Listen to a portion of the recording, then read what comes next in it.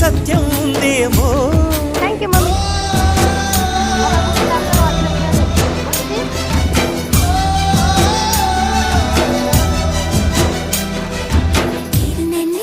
మార్చగల కళని సొంతమా ఇది నీ మాయవల కాదని అనకుమా.